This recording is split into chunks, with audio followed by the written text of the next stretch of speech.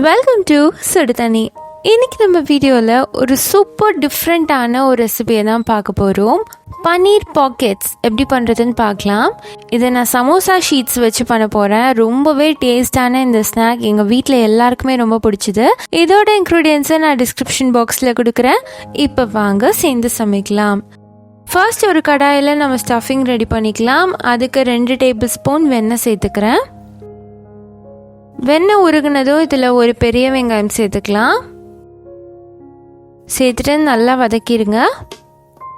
இதில் பெரிய அளவு மசாலா எதுவுமே சேர்க்க போகிறதில்ல.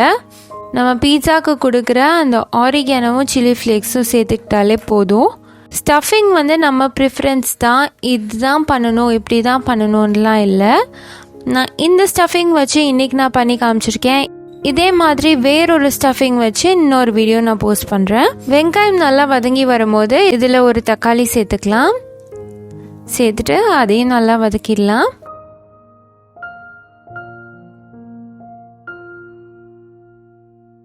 இப்போ இது கூட 1/2 டீஸ்பூன் உப்பு, 1/2 டீஸ்பூன் மிளகாய் தூள், 1 teaspoon chilli flakes, 1 teaspoon oregano சேர்த்துட்டு நல்லா மிக்ஸ் பண்ணிடலாம். நல்லா மிக்ஸ் ஆனதுக்கப்புறமா இதில் 200 கிராம் பன்னீர் சேர்த்துக்கிறேன். இந்த மாதிரி குட்டி குட்டி க்யூப்ஸாக கட் பண்ணி சேர்த்துக்கிறேன். இதை நல்லா கொஞ்சம் நேரம் அடுப்புலேயே வச்சிடுங்க. அப்போ பன்னீர்லாம் நல்லா சாஃப்ட் ஆகிடும். ஸோ கொஞ்சம் நேரம் இதை அடுப்புலேயே அந்த பட்டர்லேயே குக் ஆகட்டும் இருக்கட்டும். இப்போ பார்த்தீங்கன்னா இது நல்லா குக் ஆகிருக்கு. பன்னீர் குட்டி குட்டி பீசஸாக கட் பண்ணுறது எதுக்குன்னா அந்த ஃப்ளேவர்ஸ் நல்லா அப்சர்வ் ஆகிருக்கும், அதுக்காக தான். இப்போ இதில் கொஞ்சமாக சீஸ் சேர்த்துக்கிறேன். 2 சீஸ் க்யூபை துருவி நான் சேர்த்துருக்கேன். சேர்த்துட்டு நல்லா மிக்ஸ் பண்ணிவிட்டு இதை நம்ம இறக்கிடலாம்.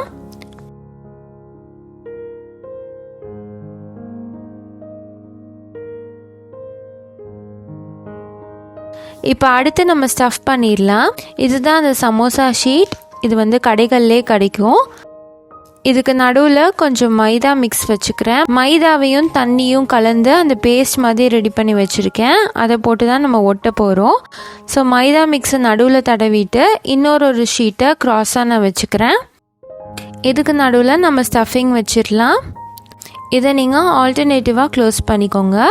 ஃபஸ்ட் இதை க்ளோஸ் பண்ணிவிட்டு மித்த எல்லா இதுலேயும் நீங்கள் மைதா தடவிட்டு தான் க்ளோஸ் பண்ணணும். அப்போ தான் நல்லா சீல் ஆகும். ஃப்ரை பண்ணும் போது உள்ளே எண்ணெய் போகாமல் இருக்கும். இது ரொம்ப ரொம்ப முக்கியமான ஒரு ஸ்டெப். எல்லா சைடும் மைதா தடவி நான் க்ளோஸ் பண்ணிக்கிறேன். ஆல்டர்னேட்டிவாக க்ளோஸ் பண்ணிங்கன்னா உங்களுக்கு கேப் இல்லாமல் இருக்கும்.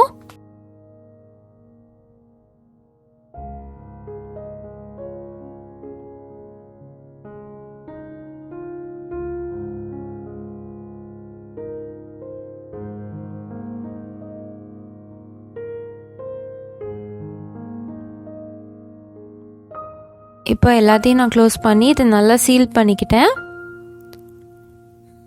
அடுத்து நம்ம ஃப்ரை பண்ணி எடுத்துடலாம். இது ரொம்ப தின்னான ஷீட்டாக தான் இருக்கும். உள்ளேயும் நம்ம ஸ்டஃபிங் ஆல்ரெடி குக் பண்ண தான் வச்சுருக்கோம். அதனால் ரொம்ப நேரம் நம்ம ஃப்ரை பண்ணோன்ட்டு இல்லை. லைட்டாக அந்த கலர் சேஞ்ச் ஆகி வரும்போதே நம்ம எடுத்துடலாம். 2 சைடும் திருப்பி போட்டு நல்லா ஃப்ரை பண்ணிக்கோங்க. இது பார்க்கும் போதே செம்ம ஆசையாக இருக்கும். ரொம்ப டெம்டிங்கான ஒரு டிஷ். அதுவும் நம்ம பன்னீரில் பண்ணியிருக்கனால ரொம்ப ஸ்டஃபிங்காகவும் இருக்கும்.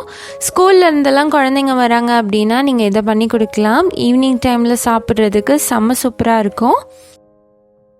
இப்போ பார்த்தீங்கன்னா கலர் நல்லா சேஞ்ச் ஆகி வந்துருச்சு. பெரிய ஹோட்டல்ஸ்லாம் போனீங்கன்னா இந்த மாதிரி டிஷ்ஷஸ் தான் கொடுப்பாங்க. அதை நம்ம வீட்லேயே சூப்பராக பண்ணிடலாம். ஸோ இந்த ரெசிபி ரொம்பவே புதுசாக டிஃப்ரெண்ட்டாக இருந்திருக்கும் நம்புகிறேன். சமோசா ஷீட் இருந்துச்சுன்னா போதும், இதில் நீங்கள் 100 ரெசிபிக்கு மேலே பண்ணிடலாம். நீங்களும் இதை ட்ரை பண்ணி பார்த்தீங்கன்னா எப்படி இருந்துச்சுன்னு கமெண்ட்டில் சொல்லுங்கள். இந்த வீடியோ உங்களுக்கு பிடிச்சிருந்தால் லைக் பண்ணுங்கள். சுடுதண்ணி சேனலை சப்ஸ்கிரைப் பண்ணுங்கள். தேங்க்யூ.